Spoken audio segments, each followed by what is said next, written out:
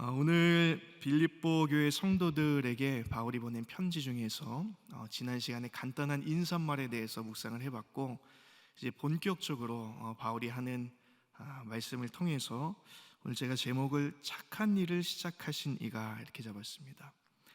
이 제목으로 말씀을 나눌 때에 바울의 음성이 오늘을 살아가는 저와 여러분들에게 위로가 되고 또 도전이 되는 시간 되기를 주님의 이름으로 축복합니다.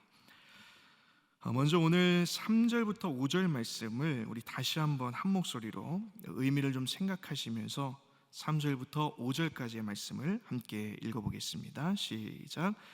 내가 너희를 생각할 때마다 나의 하나님께 감사하며 간구할 때마다 너희 무리를 위하여 기쁨으로 항상 간구함은 너희가 첫날부터 이제까지 복음을 위한 일에 참여하고 있기 때문이라.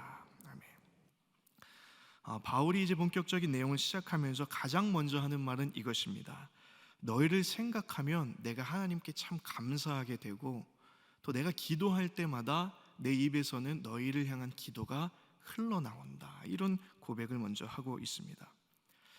당시 바울은 지금 로마 감옥에 갇혀 있는 상황입니다. 그렇다면 무엇이 이 바울로 하여금 감사와 기도가 터져 나오게 했었을까? 이 빌립보 교회 성도들을 생각하면 왜 이 바울에게서 감사와 기도가 너무나 자연스럽게 그리고 기쁨 가운데 흘러나올 수 있었던 것일까? 오늘 5절 말씀에 보면 그 이유를 분명히 밝히고 있습니다. 너희가 첫날부터 이제까지 복음을 위한 일에 참여하고 있기 때문이다. 이렇게 얘기합니다. 여기서 첫날부터, 이 표현은 사실 너무 많은 에피소드를 담고 있습니다. 근데 좀 짧게 정리를 해보자면, 바울이 전도여행을 떠났는데 길이 막혔습니다. 성령님께서 길을 막으셨죠. 그래서 하다 돌다 간 곳이 바로 마게도냐였고, 그 마게도냐의 첫 성이 빌립보였습니다. 이 빌립보에서도 처음에 갈피를 못 잡다가 안식일이 돼서 기도하러 갔는데, 기도처에 갔는데 거기서 루디아라는 여인을 만나요. 근데 그 여인이 복음을 받아들이고 예수를 믿습니다. 가족들이 다 세례를 받아요. 자, 이게 끝이 아니라 거기서 귀신 들린 여종 하나를 고쳐줍니다. 귀신을 쫓아내주죠. 좋은 일을 했는데 그 일로 오히려 고발당해서 죽도록 매맞고 감옥에 갇힙니다. 근데 그때 그 갇혔던 감옥에서 간수가 또 복음을 받아들이고 그 온 가족이 세례를 받게 돼요. 이 일을 통해서 빌립보, 이 복음의 불모지였던 빌립보에 루디아 가정과 이 간수의 가정을 시작으로 빌립보 교회가 시작이 됩니다. 이것이 그 바울이 지금 말하는 첫날이에요. 처음부터 지금까지 10여 년이 지난 지금까지 너희가 복음에 참여하고 있다. 그래서 내가 너희 생각하면 너무나 기쁘다는 거예요. 사실 어쩌면 당연한 겁니다. 여러분들이 어디에서 가서 선교하시고 어디 가서 복음을 전했는데, 또 가깝게는 이웃에게 복음을 전했는데 10여 년 동안 너무나 잘 성장하고 너무나 교회를 잘 섬기고 있다. 그럼 여러분 기쁘시겠죠. 너무나 기쁜 일입니다. 그래서 이 바울은 자신이 지금 감옥에 갇혀 있지만 빌립보 교회 성도를 생각하면 미소가 띄어지는 거예요. 웃음이 나오고 감사하고 기뻐하는 겁니다. 근데 이 5절 말씀에 보면 너희가 복음을 위한 일에 참여하고 있기 때문에 내가 기쁘다. 이 참여라는 헬라어는 코이노니아입니다. 여러분들이 많이 들어보셨을 거예요. 교제라고 번역하기도 하고 봉사라고도 번역합니다. 그러니까 복음 안에서, 복음을 위해서, 복음 때문에 함께 교제하고 함께 고생하고 사역했던 이 추억 때문에 바울은 지금 감옥에서도 기뻐할 수 있다는 거예요. 어느 목사님이 자신의 글에서 중학교 때 교과서에서 읽었던 수필 하나를 이제 소개한 글을 읽은 적이 있습니다. 근데 저에게도 너무 인상적이어서 좀 소개를 해보려고 하는데, 그 수필은 김소운 선생님이라는 분이 쓴 가난한 날의 행복이라는 수필이에요. 근데 이 수필에는 가난한 부부 세 쌍이 소개됩니다. 에필로그로, 이렇게 옴니버스로. 근데 이 세 쌍 중에 마지막 쌍에 대한 이야기예요. 제가 좀 들려드리겠습니다. 남편의 거듭된 사업 실패로 어느 한 부부가 가난에 빠졌는데, 남편이 새롭게 시작한 일이 뭐였냐면 사과 상자를 매입해다가 춘천에 가서 그걸 소매상들에게 제공하는 일을 했다는 겁니다. 기차를 타고 그 당시에, 오랜 옛날 당시에 춘천에 가서 소매상들에게 넘겨서 이윤을 조금씩 남기면서 제기를 하려고 했는데, 한 번은 춘천에 간 남편이 돌아오지 않았다는 거예요. 원래 이튿날 꼬박 돌아왔는데 이틀이 돼도 사흘이 돼도 돌아오지 않았다는 겁니다. 이 아내가 너무 걱정이 돼서 춘천을 무작정 쫓아갔답니다. 춘천에 쫓아갔는데, 여러분, 춘천이 그냥 가면 사람을 만날 수 있는 그 정도는 아니잖아요. 갔는데 너무 막막한 거예요. 그 눈에 보이는 사람들한테 물어서 뭐 여인숙도 다 뒤져보고 했는데 결국 못 찾은 겁니다. 그러다 문득 그 남편의 친구가 도청에서 일한다 라는 얘기를 들은 적이 있어서 도청을 찾아가려고 하는 정류장에 이제 딱 있는데, 거기서 같이 줄을 서 있던 행인들 중에서 남편을 찾은 거예요. 너무 반가워서 막 남편을 자초지종을 물어보니까 남편이 이런 사정이 있었던 겁니다. 서울에서 춘천으로 내려가는데 이 사과 자루를 가지고 가는데 사람들이 너무 많다 보니까 이 사과 자루 위에 사람들이 좀 앉았다는 거예요.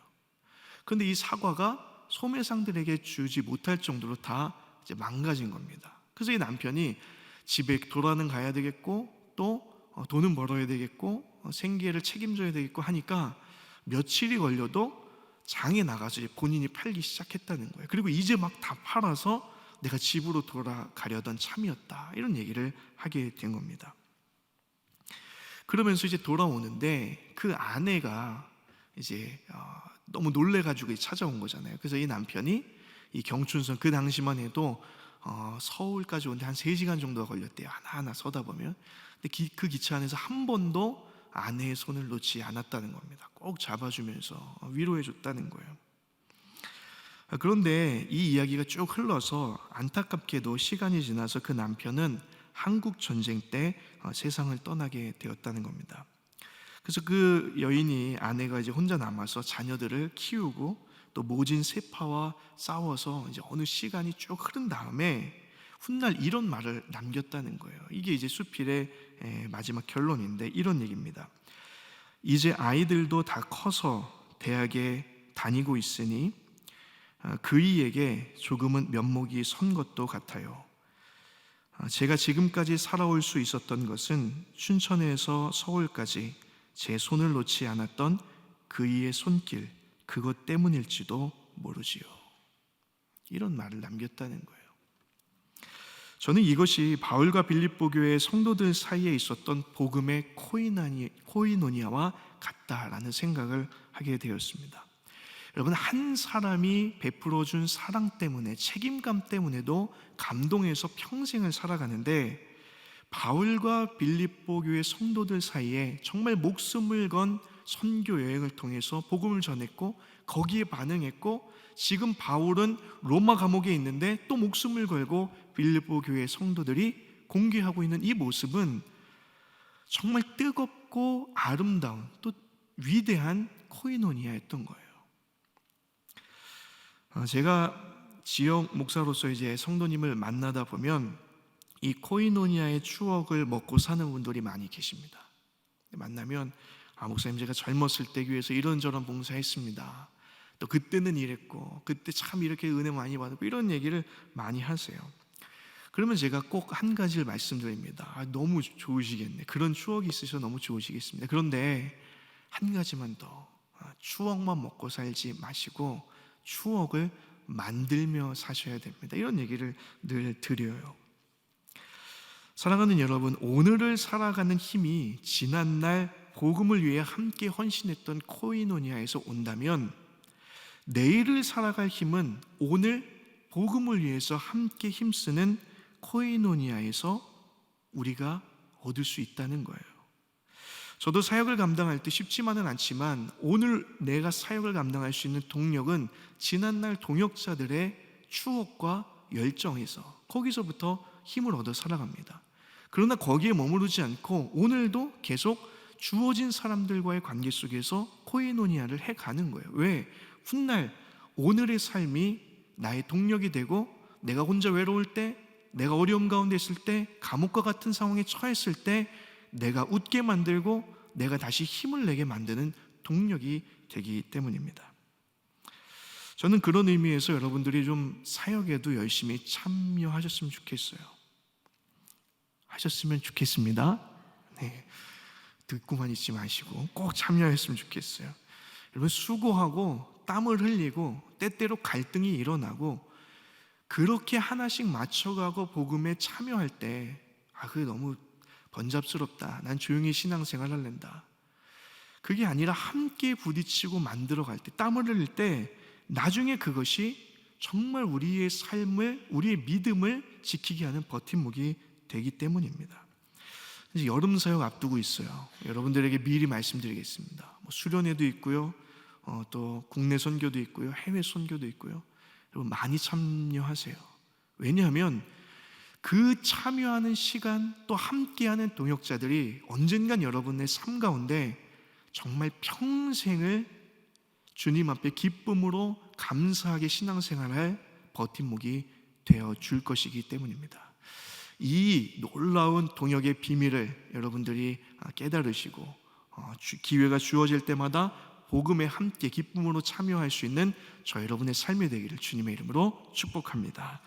자, 이어서 오늘 6절부터 8절까지의 말씀도 우리 함께 읽어보겠습니다. 6절부터 8절까지입니다. 시작.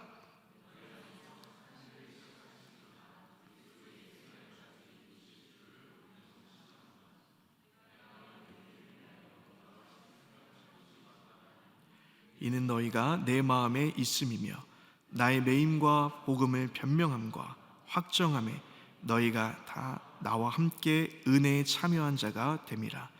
내가 예수 그리스도의 심장으로 너희 무리를 얼마나 사모하는지 하나님이 내 증인이시니라. 아멘.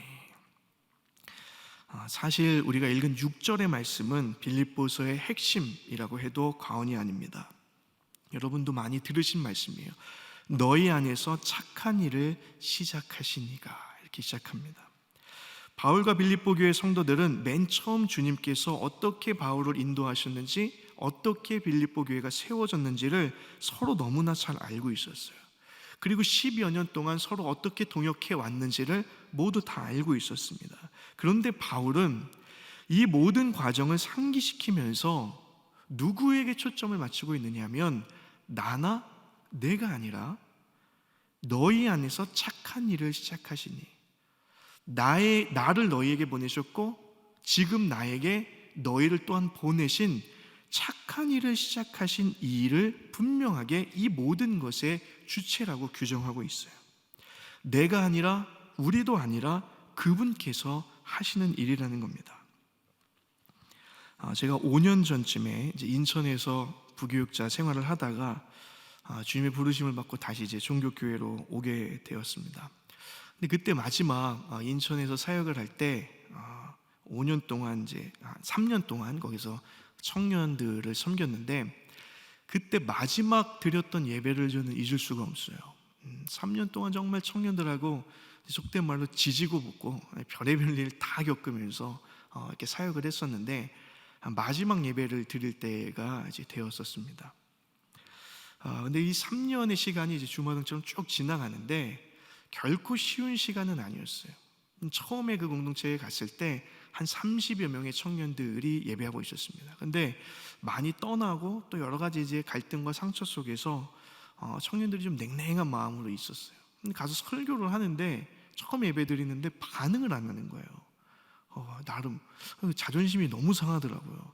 내가 너희를 위해서 밤을 새서 지금 말씀을 전하는데 반응이 없는 거예요. 어떻게 하면 좀 사역 접점을 마련할까 그러다가 이제 비전 트립도 계획해가지고 갔는데 첫날 대판 싸웠습니다. 네, 저하고 대판 싸웠어요. 네, 오해가 있어가지고 좀 싸웠는데 이제 또 풀었습니다.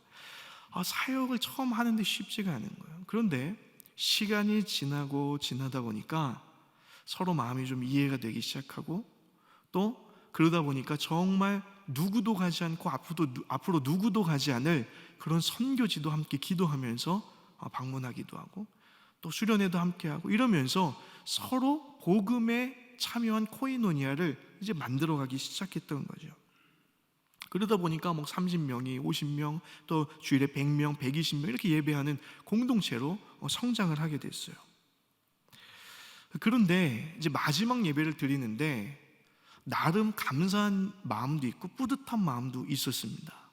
그런데 그때 제가 머리를 한 대 얻어맞은 것 같은 주님의 음성이 제 마음에 들려왔어요. 마지막 예배를 드리고 설교를 하려고 딱 올라갔는데 주님이 그런 음성, 짧고도 분명하게 저한테 말씀하시는 거예요. 이렇게 말씀하셨습니다. 내가 아니라, 너가 아니라 내가 저들을 사랑한다. 사실 너무 충격이었어요. 제가 3년 동안 제가 올라갈 때 이런 마음으로 올라갔던 것 같아요. 내가 어떻게 해? 내가 어떤 진심으로 정말 열정으로 너희를 위해 수고하고 헌신했는데 이제 열매를 보게 돼서 참 이런 마음으로 제가 올라갔던 것 같아요. 돌아보니까. 근데 주님이 저에게 주신 말씀은 너가 아니라 내가 그들을 사랑한다. 그러고 보니까 깨달아진 게 하나 있어요.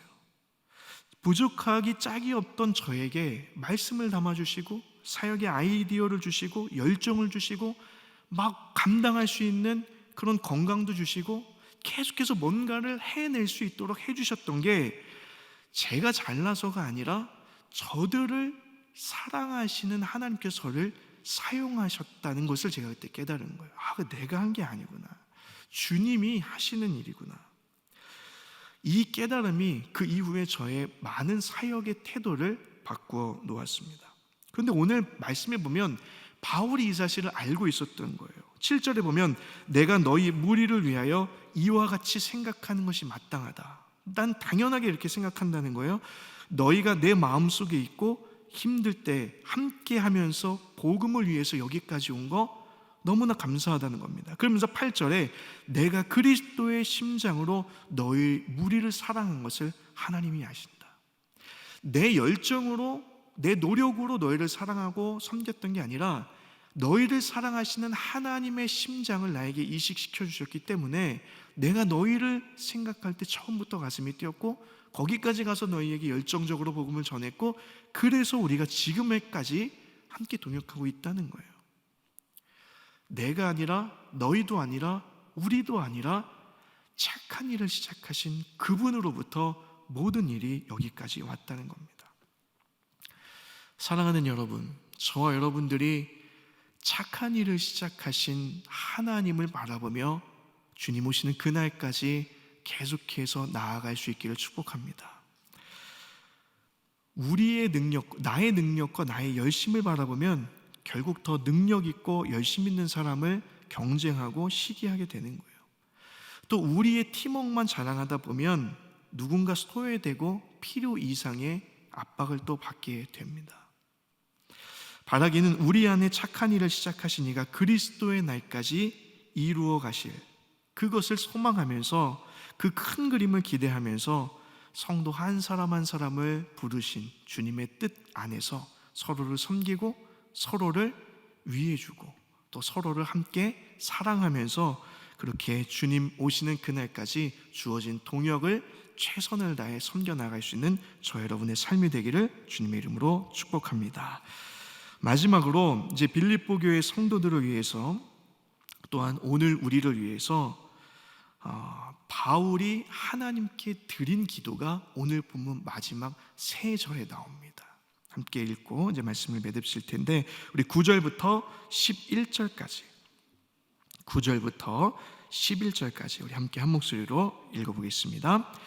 내가 기도하노라 너희 사랑을 지식과 모든 총명으로 점점 더 풍성하게 하사 너희로 지극히 선한 것을 분별하며 또 진실하여 허물 없이 그리스도의 날까지 이르고 예수 그리스도로 말미암아 의의 열매가 가득하여 하나님의 영광과 찬송이 되기를 원하노라. 아멘. 정말 아름다운 기도입니다. 위대한 기도예요. 여러분 빌립보 교회가 바울이 감옥에 있을 때 여러 모양으로 돕고 섬긴 것은 사실입니다. 헌금도 보냈고 에바브로 디도를 보내서 옥바라지를 했던 것도 사실이에요. 그렇다고 이 빌립보 교회가 문제가 없었던 교회인가? 사실 그것은 아닙니다. 문제가 많이 있었어요. 그러나 바울은 가장 먼저 그 문제들을 지적한 것이 아니라 그들에게 진심으로 감사를 표하고 그들을 주님의 동역자로 인정하고 또한 그들이 더 온전하게 하나님의 영광과 찬송이 되도록 그들을 위해 기도하고 있는 것입니다. 먼저 기도하고 축복하고 있는 게 사실 우리가 들어야 될 마지막 메시지인 거예요. 사랑을 지식과 모든 총명으로 더 풍성하게 해주시고 지극히 선한 것을 분별하게 해주시고 또 진실 없이 허물 없이 정말 진실하여 허물 없이 그리스도의 날까지 이르게 해주십시오. 누가? 저들이. 이게 바울의 기도였던 거예요. 얼마나 진실하고 소중한 기도입니까? 어쩌면 이 기도는 주님의 심장을 품었기 때문에, 주님의 마음을 품었기 때문에 할 수 있는 기도였을 겁니다. 사랑하는 여러분, 누군가의 부족함이 나의 사명이고 기도 제목입니다. 누군가의 부족함을 지적하고 그것을 통해서 나를 세우는 것이 아니라 누군가의 부족함을 위해서 기도하고 중보하고 축복했던 것이 바울의 동역이었어요. 리더십이었습니다. 말씀을 정리하려고 합니다. 사랑하는 여러분, 바울이 빌립보 교회 성도들에게 보낸 이 편지 첫 단락이 우리에게 여러 가지를 생각하고 또 우리에게 많은 도전을 줍니다. 복음을 위해 함께 수고한 코이노니아의 추억을 여러분 함께 만들며 살아가시기를 축복합니다. 그것이 훗날 여러분들의 믿음을 분명히 지켜주는 버팀목이 될 것입니다. 또 나도 아니고 너도 아니고 착한 일을 시작하신 그분이 완성해 가심을 의지하며 사시기를 축복합니다. 그럴 때 누가 더 높아지고 누가 더 낮아지는 것이 아니라 한 사람 한 사람을 소중히 여기시는 주님 안에서 모두가 하나님의 영광이 될 것입니다. 무엇보다 우리가 문제를 지적하기에 앞서서 먼저 감사하고 인정하고 존중하고 축복하면서 우리의 동역의 관계를 이어갔으면 좋겠습니다. 그럴 때 예수님이 그토록 사랑하고자 하셨던 그 한 사람을 나도 예수님의 마음으로 사랑하고 어느덧 내 삶 가운데 예수님의 향기가 또 예수님의 흔적이 나타나게 될 것이기 때문입니다. 사랑하는 종교가족 여러분, 우리 안에 착한 일을 시작하신 주님께서 예수 그리스도의 날까지 저 여러분들을 보존하시고 또 이 아름다운 동역을 통해서 주님 오시는 그날까지 이 교회를 통해서 많은 사람들에게 코이노니아를 베풀고 또 선교의 사역을 끝까지 감당하게 하는 그 모든 일에 기쁨으로 참여하는 저와 여러분의 삶이 되기를 예수 그리스도의 이름으로 간절히 축원합니다.